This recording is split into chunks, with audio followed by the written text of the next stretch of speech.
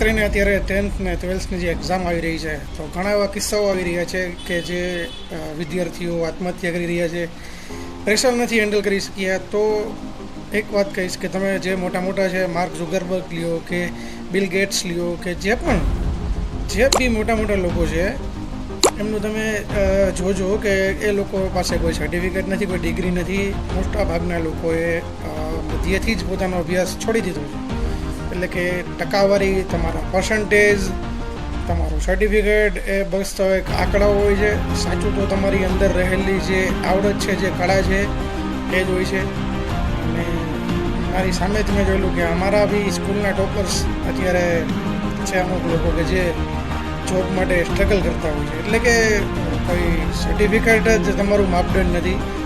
તો મુખ્ય વસ્તુ એક્ઝામ હોય કે કોઈ બી હોય એમાં તમારી અંદરનો સેલ્ફ કોન્ફિડન્સ, તમારો આત્મવિશ્વાસ. એક તમને નાનકડું ઉદાહરણ આપીશ. એક ડાન્સિંગ કોમ્પિટિશન હોય છે જેમાં કુલ 4 ફાઇનલિસ્ટ હોય છે.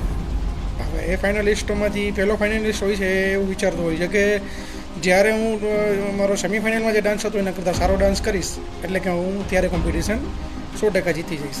જે બીજો પાર્ટિસિપેટ હોય છે એવું વિચારતો હોય છે કે હું જજીસને ખુશ કરી દઈશ એટલે હું કોમ્પિટિશન જીતી જઈશ.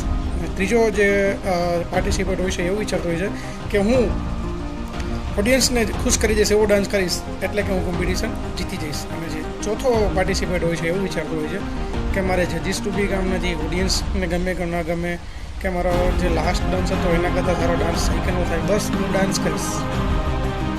તો વિચારો કે આમાં તમે કોણ જીત્યું હશે? યસ, જે ચોથા નંબરનો પાર્ટિસિપેટ છે તે જીત્યો. કેમ કે ઓલા ત્રણેયના મનમાં બીક હતી. એક સેમિફાઇનલ કરતાં સારો કરવાની બીક હતી, જજીસની બીક હતી, ઓડિયન્સની બીક હતી, અને કોઈ જાતની બીક હતી નહીં. એટલે કે આત્મવિશ્વાસ જ બધું જીવનમાં જરૂરી હોય છે.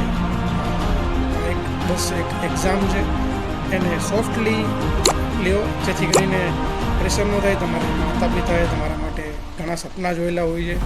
તો કોઈ એવું પગલું ન ભરી આત્મવિશ્વાસથી, હિંમતથી એક્ઝામ આપો, સારા માર્કે પાસ થાવ તેવી શુભકામનાઓ. શ્રી બડા બજરંગ હનુમાનજી મહારાજ આપ સૌને સારા માર્કથી, સારા ગુણોથી પાસ કરે તેવી જેના ચરણોમાં પ્રાર્થના સાથે જય શ્રી રામ.